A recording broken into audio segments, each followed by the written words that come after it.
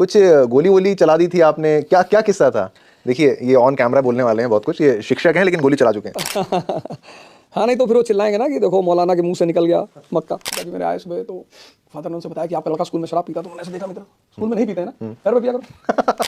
मेरे बेटे की बलि मांग रहे थे, अपने बेटे की बलि कोई देता है?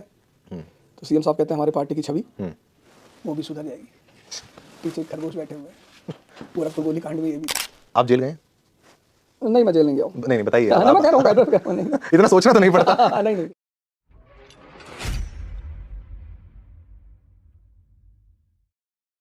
सोशल मीडिया और यूट्यूब की दुनिया में कुछ ऐसी हस्तियां हैं जिन्हें आप हर रोज देखते हैं, आप उनसे इंस्पायर भी होते हैं, रोज उनसे कुछ ना कुछ सीखते हैं, पर आप उनके बारे में उतना नहीं जानते जितना आप इच्छुक होते हैं।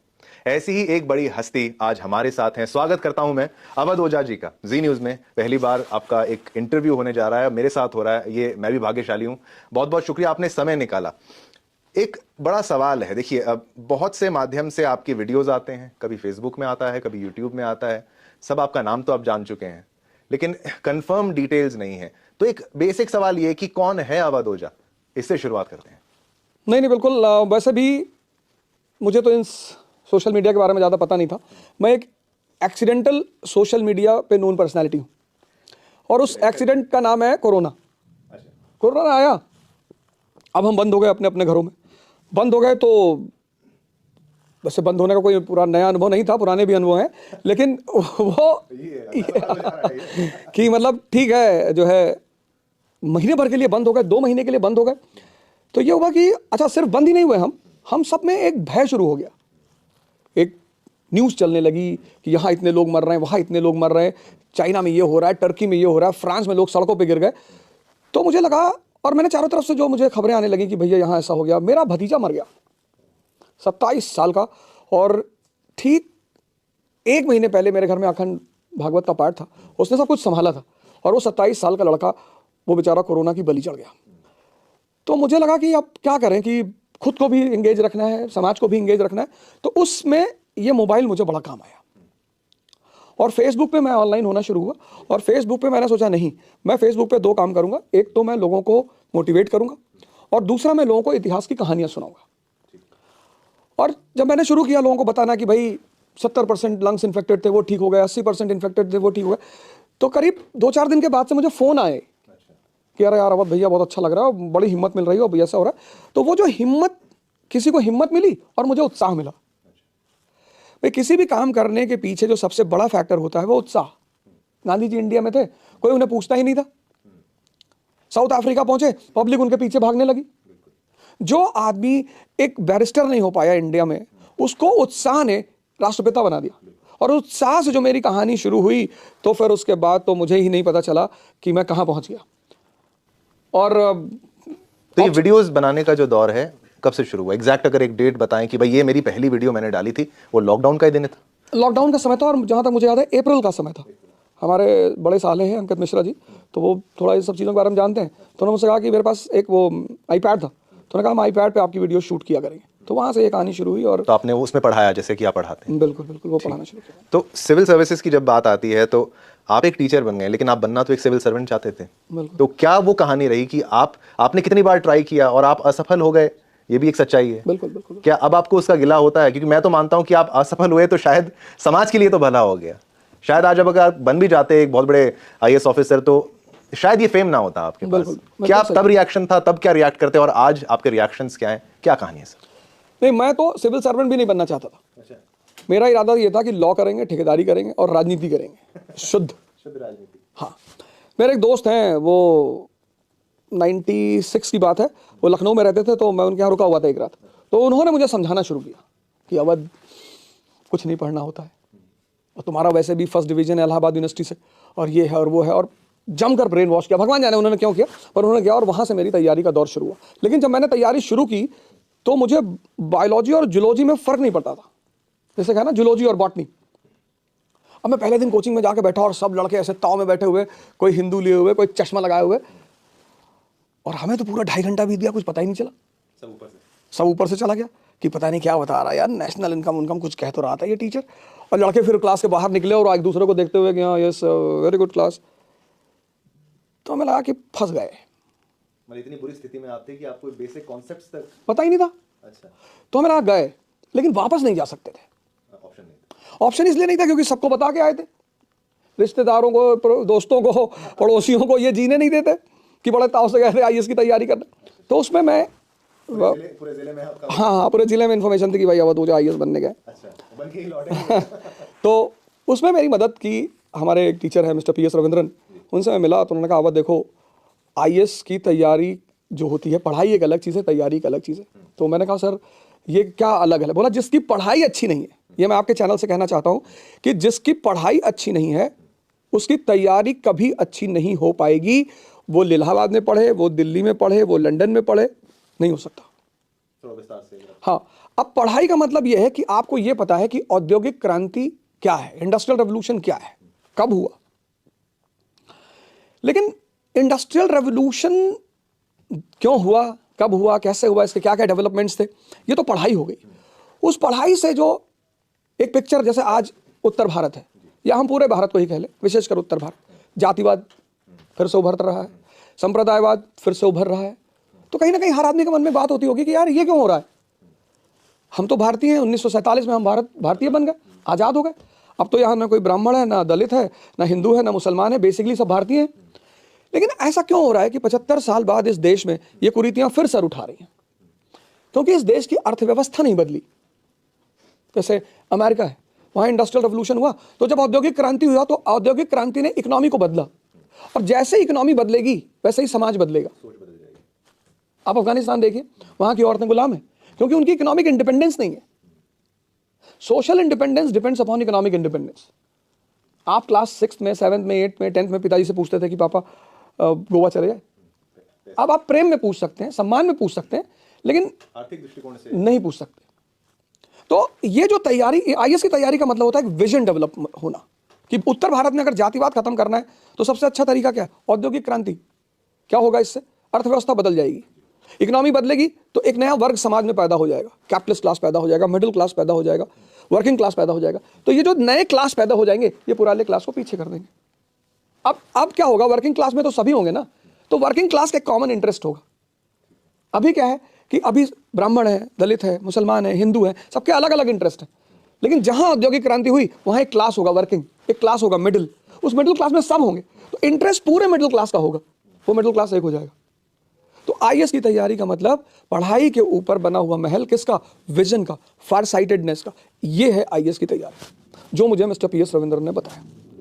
ठीक है, तो आपको आईएएस की तरफ एक व्यक्ति लेके गए, ठीक है, बहुत सम्मान के साथ। अगर मैं बात करूं आपके स्कूलिंग डेज की, तो बड़ा इंटरेस्टिंग आपके स्कूल का नाम भी है और वहां के भी दिन अगर आप याद करें, क्या आप उस समय एक ऐसे छात्र थे जो कि कभी जाएगा और सिविल सर्विसेज की तैयारी करेगा, या फिर नहीं भाई साइकिल चला रहे हैं, घूम रहे हैं, पता नहीं क्या हो रहा है? नहीं, स्कूल में तो मुझे फातिमा इंटर कॉलेज गोंडा में है और काशी है, मक्का है हमारे लिए वो, तो सेफ्टी के लिए दोनों हाँ, नहीं तो फिर वो चिल्लाएंगे ना कि देखो मौलाना के मुंह से निकल गया मक्का।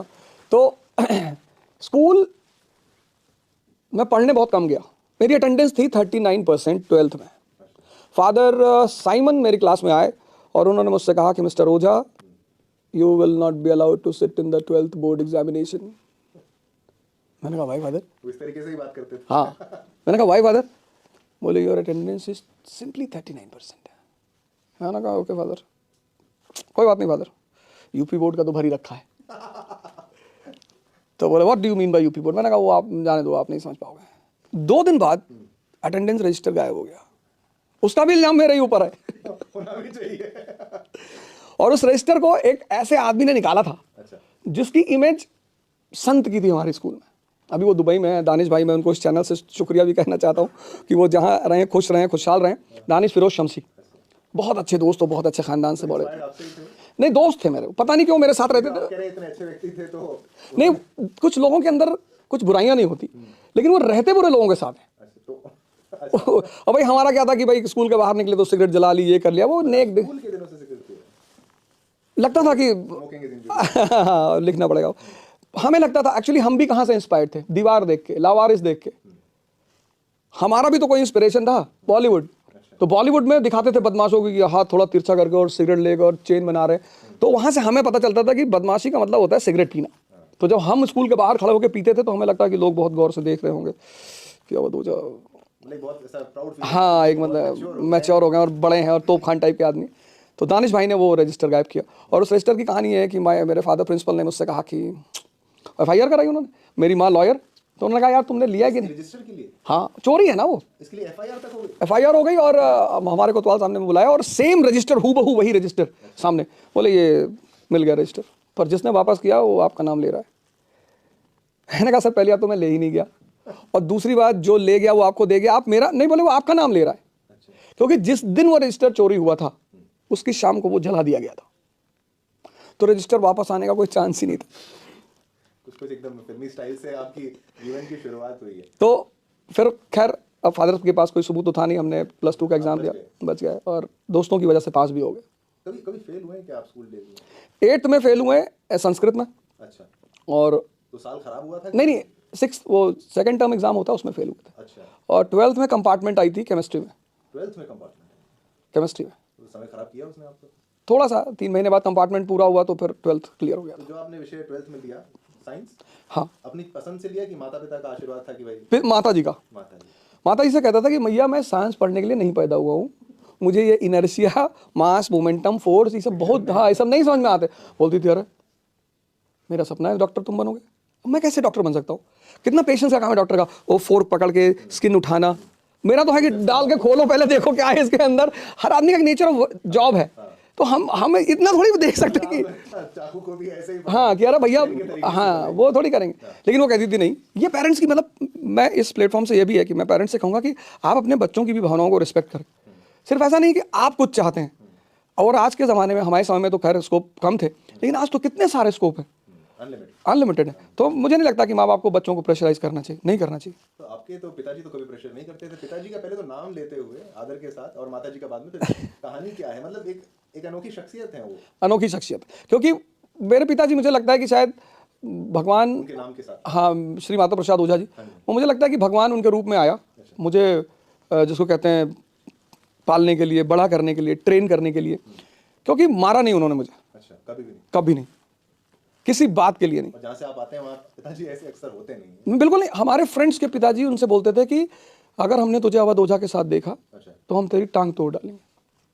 लेकिन आज भगवान का इतना आशीर्वाद है कि मेरे वही फ्रेंड्स अपने बच्चों को मेरे पास पढ़ने के लिए भेजते हैं। वही पेरेंट्स हैं। हाँ कि नहीं अवध मेरे बच्चों को पढ़ा दो। तो मेरे पिताजी पहले बात तो मुझे कभी नहीं मारा उन्होंने, और पेशे से पोस्टमास्टर, पोस्ट ऑफिस में थे और पोस्टमास्टर से रिटायर हुए। अच्छा, और वो एक छोटी सी घटना बताऊंगा, उनकी कोट करूंगा कि गोंडा से लखनऊ की MST बनती थी 500-550 रुपये की। तो उनका तरीका क्या था मुझसे बात करने का, मुझे समझाने का। तो MST बनती थी तो 550 में जनरल की MST, और 50 रुपये में शायद SC की MST बनती थी। तो 50 या 100 ऐसे कुछ था, मुझे याद नहीं, एग्जैक्ट नहीं याद है। तो उन्होंने कहा मैंने बनवा लिया SC का MST बनवा लिया, जुगाड़ उगाड़ लगा के। तो मैंने अपने पिताजी से कहा, मैंने कहा 50 रुपये में महीने भर लखनऊ जाएंगे। कहा अच्छा कैसे? तो मैंने कहा वो SC का सर्टिफिकेट बनवा लिया था। तो बोले अच्छा वाह यार, तो 50 रुपये में पूरे महीने जाओगे? मैंने कहा जी पूरे महीने जाएंगे।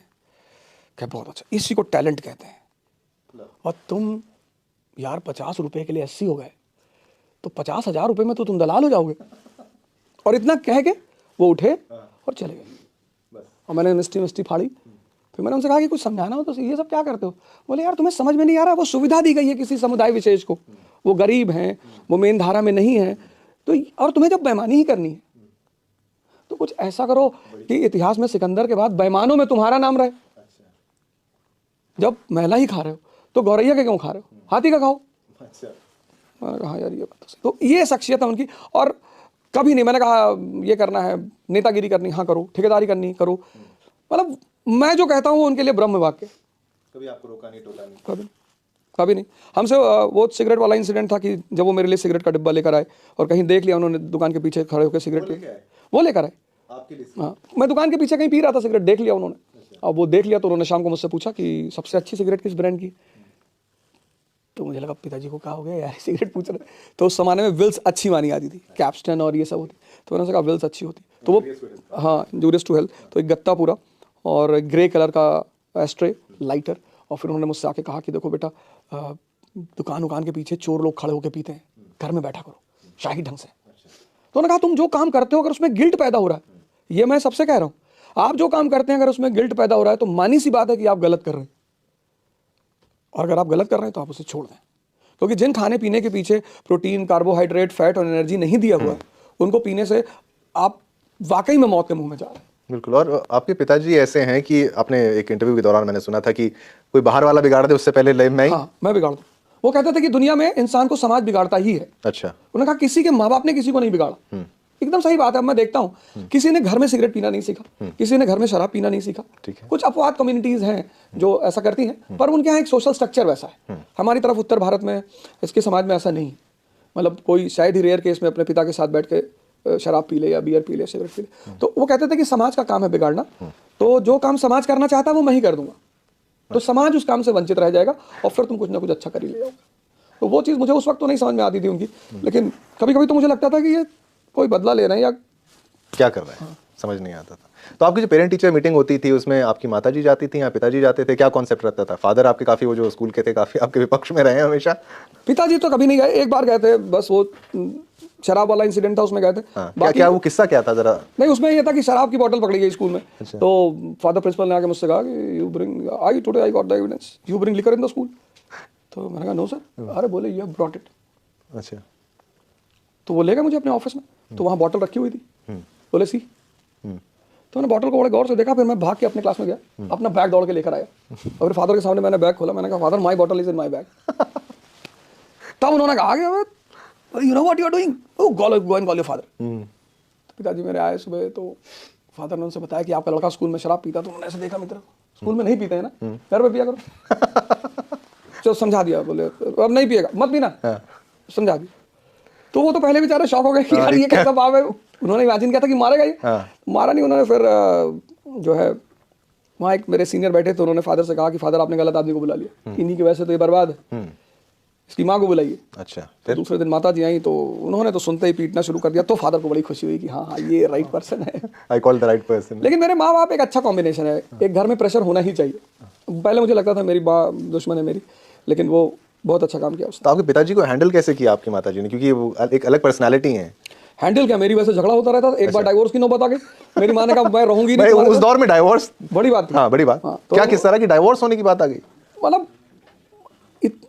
दुनिया भर के उटपटांग काम करने, कहीं ताश की गड्डी पकड़ी जा रही, कहीं कुछ पकड़ा जा रहा है, कहीं शराब पकड़ी जा रही है, बीड़ी बंडल रखा हुआ है। तो अब माँ का तो दर्द जायज सा है ना कि बेटा, एक ही बेटा है, वो भी मिटता जा रहा है, और पिताजी कह रहे हैं कि नहीं बहुत सही जा रहा है। नशा 9 रत्नों में से एक है। बहुत कितना बर्दाश्त करेगा कोई आदमी। उन्होंने कहा मुझे रहना ही नहीं। खैर किसी तरह मुद्दा शांत हुआ, लेकिन वो अच्छा। माताजी आपकी लॉयर? माताजी मेरी लॉयर हैं, गोंडा हाई सिविल कोर्ट में। अच्छा। 1980 से वो प्रैक्टिस कर रहे हैं। अच्छा, वो उस दौर में लॉयर बनी, ये भी एक अचीवमेंट रही होगी आपकी? बहुत बड़ी अचीवमेंट रही, क्योंकि जिस वक्त औरतों को बाहर निकलना ही मुश्किल माना जाता था, उस समय एक सामंतवादी समाज में सिर्फ पुरुषों के बीच जाकर वकालत जैसे व्यवसाय को करना, वो बहुत बड़ी अचीवमेंट थी। वो उनका एक, उनके अंदर एक है, योद्धा की प्रवृत्ति है, लड़ने की प्रवृत्ति है, वो शायद मुझे उनसे मिली है। और क्योंकि वो मेरा नेचर, उनका नेचर एकदम सेम है। मेरे फादर कहेंगे किसी बात पे कि जाने दो, वो कहेंगे नहीं नहीं नहीं नहीं, जाने को दो, खत्म ही करो इसको यहाँ पे। तो वो उनसे आ गई कि ठीक है, नहीं नहीं एकदम सही कह रही। तो माता जी का एक है, बहुत बड़ी अचीवमेंट है। मैं तो मानता हूँ कि उस शहर में एक बहुत बड़ी अचीवमेंट है, जिसके पीछे कोई ना हो और वो एक समाज में जाके अपना एक मुकाम बनाए, तो वो बहुत बड़ी अचीवमेंट। आपकी एक वीडियो में मैंने देखा था कि किसी को माफ मत करना, मतलब माफ नहीं करना है, डोंट फॉरगिव, ये भगवान का काम है। ये मतलब आज माफ कर दो, कुछ साल बाद उसका हिसाब ऐसा करो कि ये किस परिप्रेक्ष्य में आपने? नहीं, एक्चुअली मैं एक हिस्ट्री में कॉन्सेप्ट जब पढ़ाता हूँ कि there is nothing called faith in the game of ambition. महत्वाकांक्षा के खेल में फेथ जैसी कोई चीज नहीं होती। उसमें एग्जांपल मैं देता हूँ कि हमारे प्रधानमंत्री नेहरू जी थे, तो चाइना पे उन्होंने फेथ किया, हिंदी चीनी भाई भाई, हिंदी चीनी भाई भाई, आखिर चीन ने उनको धोखा दिया। तो जहां एम्बिशन का गेम है वहां फेथ नहीं होता। एक छोटा सा इंसिडेंट है, बर्लिन कांग्रेस। तो रूस और जर्मनी बहुत अच्छे दोस्त हैं, और जर्मनी और रूस और ब्रिटेन के बीच में झगड़ा होता है, और बिस्मार्क मध्यस्थता करता है, मिडिलमैन बनता है। तो रूस को पता होता है कि बिस्मार्क मेरा दोस्त है, लेकिन बिस्मार्क रूस को धोखा देता है 1878। तो जब मैं उस कॉन्सेप्ट को पढ़ाता हूं तो मैं बच्चों को बोलता हूं कि there is nothing called faith in the game of ambition. और ऐसा होगा जीवन में कि कभी कभी आपको कोई डिसीव करेगा, बिट्रे करेगा, बिट्रायल करेगा, पर एरिस्टोक्रेसी उस वक्त मुस्कुराने को कहती है। सही काम आदमी रोने लगता है कि आप, तुमने मुझे लूटा, बर्बाद किया। नहीं नहीं, आप मुस्कुराइए, हाथ मिलाइए, आप अगले आदमी से कहिए कि अच्छा खेलते हो। तो आप कुछ नेता वाले आपके गुण मुझे नजर तो आ रहे हैं। कोई इंटरेस्ट है आपका इसमें? इंटरेस्ट है, पर मैं चुनाव नहीं लड़ूंगा। चुनाव नहीं लड़ेंगे तो क्या सीधा राष्ट्रपति? नहीं, मेरा एक मुकाम है कि मुझे स्कूल खोलना है। अच्छा, मैं वो बार-बार हाँ, कह चुका हूँ कि एजुकेशन सेक्टर में ही मुझे काम करना है। 2023 में आपने एक हाँ, कुछ 2023 स्कूल, दिसंबर। कहाँ खुलेगा ये स्कूल और कितना बड़ा होगा, क्या होगा? ये स्कूल इलाहाबाद और चाक घाट के बीच में एक जगह है, वहाँ पे खुलेगा। जमीन हो गई? जमीन हो गई फाइनल। अच्छा। और हमारे कई सारे दोस्त हैं जिन लोगों ने, Investors। हाँ, इन्वेस्टर्स जिन्होंने उसमें इन्वेस्ट किया। और मेरा पूरा गोल है कि मैं चाहता हूँ कि जैसे हमारे देश का बच्चा मॉल जाने पर खुश हो जाता है, माँ बाप ने कहा मॉल चलना है, बच्चे तैयार, ठीक है। 2 बजे रात में आपने अपने बच्चे कान में कहा मॉल, खड़ा हो गया। और आपने 8 बजे सुबह अपने बच्चे कान में कहा स्कूल, वो कह रहा पापा यहाँ पे बहुत पेन हो रहा। मैं इस ट्रेंड को तोड़ना चाहता हूँ कि जब हम अपने बच्चों के कान में कहें स्कूल तो खड़े हो जाए कि हमें जाना है। ऐसी एक ट्रेंड शुरू करना चाहता हूँ उस कंट्री में। तो क्लास 12 तक ही, क्लास 12 तक, स्कूलिंग तक, उससे ठीक है। हाँ, स्कूलिंग। और वो 2023 में पूरा बन के तैयार हो जाएगा, भगवान का एफिलिएशन वगैरह सब कुछ का उसका? नहीं, अभी ऐसा कुछ नहीं हुआ है। अभी तो बस शुरुआत करनी है। तो मेरे ख्याल से 10 फरवरी के बाद से उसका कंस्ट्रक्शन का काम शुरू हो जाएगा। और 2023 के अंत तक मैं कहूँ शुरुआत हो जाए तो वो बन जाएगा। और जैसे कि 2024 की बात है, राम मंदिर भी बन रहा है, तो एक आपका शिक्षा का मंदिर भी बन जाएगा। बिल्कुल। भगवान ने चाहा तो शिक्षा का मंदिर भी बन जाएगा। शिक्षा का मंदिर बन जाएगा, ठीक है। आपकी माताजी की बात यहाँ जब भी आती है, क्योंकि वो एक लॉयर हैं, एक किस्सा आपका याद आता है। बॉलीवुड की भी आपने बात कही थी, कुछ गोली वोली चला दी थी आपने, क्या क्या किस्सा था? देखिए, ये ऑन कैमरा बोलने वाले हैं बहुत कुछ, ये शिक्षक हैं लेकिन गोली चला चुके हैं। नहीं, किस्सा ये था कि मैं एक मूवी देखने गया था, चरस। धर्मेंद्र जी की मूवी है। अच्छा। तो उसमें एक साहब, अब शहर में क्लास 11th के बाद से मेरी एक अलग इमेज बन गई थी कि भैया ये लड़का बदमाशी करता है। और उसके मैं जानता हूं कि हिंदुस्तान के समाज में कोई बदमाश बनता नहीं है, समाज उसको बदमाश बनाता है। जैसे फॉर एग्जांपल मेरे माता पिता हैं, उनको लोगों ने इतना परेशान किया, इतना, मतलब मेरे पिता को तो मुझे लगता है कि शायद वो 10-15 साल तो गाँव ही नहीं गए। ऐसा क्या कर दिया? खेत, जमीन। अच्छा। तो आप गांव नहीं जाएंगे तो आपकी जमीन आपके रिश्तेदार पटीदार हड़प लेंगे। इतना अगर आप कमजोर है इस देश में तो आपको लोग इतना अब मुझे लगता है कि इस देश में भगवान हथियार लेके क्यों चलता है? और जिस भगवान के हाथ में नहीं है उसकी इस देश में पूजा भी नहीं होती। ब्रह्मा जी की, ठीक है, एक मंदिर है पुष्कर में, वहां भी बहुत कम लोग जाते हैं। तो जिस देश में भगवान को विवश होकर अस्त्र लेके चलना पड़ता है, तो उसका समाज कहीं ना कहीं कुछ ना कुछ तो दिक्कतें खड़ी करता होगा। उसी से इंस्पायर्ड होकर आपने? नहीं, तो फिर एक घटनाएं घटती रही, घर पर, गांव में, बाहर, सब तरफ घटनाएं घटती रही। उसी बीच दरमियान क्या हुआ कि मैं मूवी देखने गया और वहां पे एक साहब राइवल गैंग के थे और उनसे मुलाकात हुई। तो उन्होंने बिना मतलब, कोई मतलब नहीं था, मैंने उसको ऑन कैमरा तब भी कहा था कि बुलाया, और बुला कर उन्होंने एक रसीद कर दिया, एक चाटा मारा। क्या परिचय था उनका, क्या थे वो? मतलब है एक लोकल ठेकेदार ही हैं। अच्छा, उनका मॉल तो नहीं था वो? नहीं। अच्छा। सिनेमा हॉल हमारे एक सांसद हुआ करते थे बीजेपी के, सत्यदेव सिंह। अच्छा, ठीक। उनके कोई रिलेटिव है, उनका था। उस वक्त वो सांसद थे भी, सत्यदेव सिंह जी सांसद थे, अब तो रहे नहीं। तो मतलब उस घटना ने मेरे अंदर एक अलग सी आग पैदा कर दी कि आज अब इनका रहने का कोई मतलब नहीं है, अब ये नहीं रहेंगे। तो फिर मैं घर गया और मेरे दोस्तों ने बड़ा सहयोग किया। वो निकल गया कि चलो ठीक है, अगर तुम्हारी यही मर्जी। तो आधे घंटे गोली चली थी वहाँ पे कुंवर पिक्चर पैलेस पे। आधे घंटे तक? हाफ एन आवर चलती ही रही। और इतने प्रख्यात आदमी का सिनेमा हॉल होने। आपको हथियार मिला कैसे? मतलब ये सवाल अगर इग्नोर करना चाहें तो कर सकते हैं। नहीं, हथियार मिलने की बात नहीं थी। आज भी मिर्जापुर देखने के बाद शायद ये सवाल कोई नहीं करे, क्योंकि यूपी अब तो, तब तो खैर बहुत सीमित संसाधन थे। अब तो यह है कि हर गली कूचे में हर चीज अवेलेबल है। तो हमारे यहाँ तो इंजीनियर्स बैठे हुए हैं, वो तो जीप की स्टीयरिंग से उसका 12 बोर का कट्टा बना देते हैं। अच्छा। इलाहाबाद में तो 64 की तंबाकू की डिब्बी है। अच्छा। उससे बम बना के वो ट्रायल होता है वहाँ। वो रैगिंग यहीं से शुरू होती है। तो मिर्जापुर तो बहुत बाद में आई, लेकिन वो तब तक शायद मिर्जापुर चित्रण उसी सब चीजों का ही तो है उसमें कि हाँ, बिल्कुल। Mirzapur is basically the right presentation of the society of UP and Bihar. ठीक, कि ऐसा ही होता है। इसलिए आप देखो, जब कोई चीज तत्कालिक समय से मेल खा जाती तो वो हिट बहुत करती है। सबने लाइक किया उसको, क्योंकि हर आदमी को लगा कि यार कहीं ना कहीं हमारे इलाके की, कुछ लोगों को तो ये लगा कि मेरी कहानी चल रही, मैं ही हूँ अखंडानंद। और इतनी ब्लैक स्कॉर्पियो बिकी उसके बाद। हाँ, तो एरिया ही है थोड़ा, दरअसल लैंडेड एरिया है ना, तो वायलेंस तो होगा ही। जमीन कब्जा करने के लिए और संसाधनों पर अपनी नजर रखने के लिए, इंडस्ट्री है नहीं तो ठेकेदारी ही सोर्स ऑफ इनकम है, तो वायलेंस का तो कोई रोक ही नहीं सकता वहाँ। चलिए, अगर मान लीजिए आप एक एक्टर होते, कलाकार होते, आपको बोलता मैं एक आप किरदार चुन लीजिए मिर्जापुर में, आप कौन सा किरदार, आप दिल से बताइए, मैं फिट बैठता हूँ इस किरदार के लिए, बोल दीजिए कोई। मैं तो अखंडानंद का। अरे वाह, आइडियल आदमी है वो, मतलब जो उसकी परफेक्शन है, वो एक और पंकज जी ने बहुत अच्छी अदाकारी भी की स्क्रिप्ट के हिसाब से, मतलब मुझे लगता है उस अदाकारी को उनसे अच्छा कोई शायद चिल्लम चिल्ली नहीं, कोई नाटक नहीं, बड़े प्यार से सलीके से डायलॉग, मतलब जब वो सीएम के साथ बैठते हैं और कहते हैं कि मेरे बेटे की बलि मांग रहे थे, अपने बेटे की बलि कोई देता है? तो सीएम साहब कहते हैं हमारे पार्टी की छवि वो भी सुधर जाएगी। पीछे एक खरगोश बैठे हुए हैं, गोरखपुर गोली कांड में ये भी थे। अच्छा ललित बहुत बहुत बहुत शांति से और बहुत तरीके से उनकी डायलॉग डिलीवरी। ठीक है, एक अच्छी बात है, आप बार बार इंस्पायर्ड होते हैं। काका का तो नहीं सुनाना पड़ेगा यहाँ पर। कितना बढ़िया कमेंट है वो। हाँ, कितना बढ़िया कमेंट, इतना वो कमेंट है। आप उस सीन को देखिए। वो रतिशंकर जी जब कहते हैं कि चलो काका काका सुनाओ, तो वो कहता है ABCD, बोले प्रिंस चार्ल्स। ये जो आज उत्तर भारत का समाज नौकरी मांग रहा है, इसको काका गागा नहीं आता कि उसको बोलकर ये अपनी जिंदगी बचा ले। तो वही गुड्डू भैया जब रतिशंकर को मारते हैं तो पूरी काका गागा सुनाते हैं और ये साबित करते हैं कि मैं योग्य था तुझे मारने के लिए। कालर पकड़ते नहीं, काका गागा। मुझे लगता है उसके बाद लोगों ने काका गागा पढ़ना शुरू कर दिया होगा। बिल्कुल। तो मूवीज, सीरियल्स, ये सब मैसेजेस होते हैं सोसाइटी में। ठीक है, आप बार बार, मैं इसलिए पूछूंगा, मिर्जापुर हो तो गैंग्स ऑफ वासेपुर भी अगर हो, लेकिन ये सब इसमें चित्रण बहुत कुछ ऐसा किया, वायलेंस बहुत ज्यादा हो गई। क्या बच्चों को, आप कह रहे हैं, आप हंस के बता रहे हैं, इंस्पिरेशन अगर ले लें, पर ये नेगेटिविटी भी तो है कि कहीं गला रेत दिया जाता है, कहीं कुछ कर दिया जाता है, वो एक सच्चाई के तौर पर मुझे नहीं लगता दिखाना चाहिए। आप क्या मानते हैं? नहीं, देखिए, अब आज के समय में जो दौर चल रहा है, जहाँ इतनी ओपन ऑडियंस है और कैपिटलिज्म अपने विस्तार पे जा रहा है, ऑडियंस डिमांड करता है कि भाई हम तो देखेंगे, हमें कोई फर्क नहीं पड़ता। लेकिन यह है कि इससे जो इमेच्योर माइंड्स होते हैं वो उसी तरह का ऑरा पैदा करना चाहते हैं। जैसे for example gangs of Wasseypur में नवाज भाई हमारे जब वो गला रेतते हैं दानिश का, तो वो एक सीन ऐसी है जो अगर 16 साल का लड़का देख ले तो उसे लगा कि यार जैसे इसका नाम हो गया ऐसे मेरा भी हो सकता है, तो वो ये अटेम्प्ट कर सकता है। तो ये गलत मैसेज तो जा ही रहा है ना। हाँ, बिल्कुल। मतलब ये एक इमेच्योर माइंड्स के लिए, और खासकर इमेच्योर, और दूसरी तरफ इतनी पॉपुलेशन है हमारी, तो कहीं ना कहीं लोग डिप्रेशन में भी ज्यादा हैं, तो उस दौर में ये सब चीजें नुकसान कर सकती हैं। तो उसको थोड़ा बैलेंस करके करना चाहिए, उसको बिल्कुल बैलेंस करना चाहिए। पर स्क्रिप्ट की कभी कभी ऐसी डिमांड होती है कि डायरेक्टर को भी लगता है कि उसे बेचना। लेकिन है तो आपके सारे फेवरेट्स।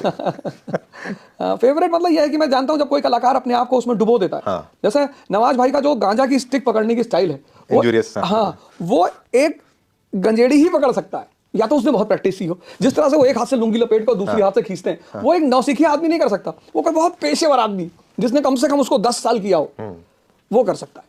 तो वो एक्टिंग को रियल प्रेस कर देना, निटिग्रिटीज, बारीकियां, वो जिस तरीके से वो निभाएगी। बिल्कुल। ठीक है, अब गैंग्स ऑफ वासेपुर की बात हो गई, मिर्जापुर की बात हो गई, आपका भी एक किस्सा है कोई बल्ले का? बल्ले का यही था कि हमारे गुरुजी थे, तो उनको भाई जिनके माँ बाप अच्छे पदों पे थे उनसे बड़ा लगाव था। अच्छा। मैं तो ये हमारे देश के सम्मानीय टीचरों से मैं निवेदन करूंगा कि कभी किसी भी विद्यार्थी के माँ बाप के बारे में ना पूछें, और हर विद्यार्थी जब भी किसी शिक्षक के पास जाता है तो वो उसको अपना माँ बाप समझकर ही जाता है। ठीक। विद्यार्थी और डॉक्टर, शिक्षक और डॉक्टर, दो लोगों के पास जब भी लोग आते हैं तो सब कुछ मान कर ही आते हैं, माई बाप है। तो ऐसे में अगर शिक्षक बायस्ड होता है तो उससे बच्चा आहत बहुत होता है। तो हमारे टीचर थे, तो उनकी आदत थी कि जो बड़े घरों के लड़के हैं उनको टीम में रखना है, उनको ज़्यादा प्रोत्साहित करना है, मोटिवेट करना। तो एक मैच में मैंने अपने एक टीचर से कहा, मैंने कहा साहब हमको भी खिला लीजिए। तो बोले तुम्हारे बाप कभी बैट बॉल पकड़े? अब आप बताइए कि किसी शिक्षक को इस तरह की बातें शोभा देती? मैंने कहा ठीक है सर, मेरे बाप तो बैट बॉल नहीं पकड़े, लेकिन मैं पकड़ा हूँ और मैं आपको बताऊँगा कैसे बल्ला चलाया जाता है। तो बेचारे उसके बाद किसी ने उनको बोरा डाल के मारा, और अभी बड़ा इल्जाम लगाते रहे कि सब अवध ओझा का काम है। तो किसका काम था? नहीं, किसी का भी रहा हो, क्योंकि सताया तो उन्होंने बहुत लोगों का था, लेकिन वो बेचारे बड़े दुखी हुए इस बात को लेकर। तो इसमें आपका हाथ? नहीं, मेरा आपकी माता जी ने आपको कितनी बार वाकई बताई, बचाया कितनी बार? क्योंकि वकील थी। बहुत बार बचाया, मतलब उन्होंने तो मुझे कई बार बचाया, और उनकी वजह से ही मैं ज्यादातर बचता रहा। आप जेल गए? नहीं, मैं जेल नहीं गया हूँ। नहीं, बताइए। मैं कह रहा हूँ इतना सोचना तो नहीं पड़ता। नहीं। क्या कभी ऐसे ही कि ले गए कि थोड़ा घुमा के छोड़ दिया? नहीं, छोड़ा नहीं। इज्जत हो गई समाज में। एक मतलब जो 307 के केस थे उसमें 307 का क्यों, किस तरीके से लगा? वो वही शूट आउट वाला था, तो उसका केस था। तो उसमें एक ही दिन में जमानत हुई थी, पहली बार ऐसा हुआ था, क्योंकि 307 भी नॉन अवेलेबल वारंट होता है। तो उसमें पहले ही दिन, एक ही दिन में लोअर कोर्ट और सीजीएम के कोर्ट में एक ही दिन में जमानत हुई थी। वो एक रेयर इवेंट था, और वो भी जमानत, चूंकि जो वकील समुदाय थे वो सब एक साथ हो गए थे कि नहीं भाई हम स्टाफ का लड़का है और ऐसा है वैसा। अच्छा। तो वो एक दिन में जमानत। तो आपको पूरे स्टाफ ने मिलकर एक तरीके से सबने वो पूरी वकील समुदाय ने, गोंडा का जो पूरा वकील समुदाय था, वो आपके साथ, वो साथ था। मतलब हमारे परिवार के साथ आगे बढ़ो, हम तुम्हारे साथ। पिताजी को लोग हमारे बहुत मानते हैं। अच्छा। आज भी मेरे शहर में लोग मेरे पिताजी को बहुत इंटरेस्टिंग है। हाँ, तो चूंकि वो सबका ध्यान रखते हैं, ख्याल रखते हैं, तो शायद उन्हीं के सम्मान में, उन्हीं के इज्जत में तो एक आइडियल डैड कैसा होना चाहिए, आपके पिताजी जैसा? हाँ बिल्कुल, मेरे आइडियल डैड पिताजी जैसा होना चाहिए, लेकिन फिर बेटा भी वैसा हो जो अपने पिता की बातों को समझे। जैसे मान लिया आपने अपने बेटे को कहा कि भाई ठीक है तुझे सिगरेट पीना हो तो पी ले, पता लगा वो पीने ही लगा, तो दोनों को होना चाहिए आइडियल।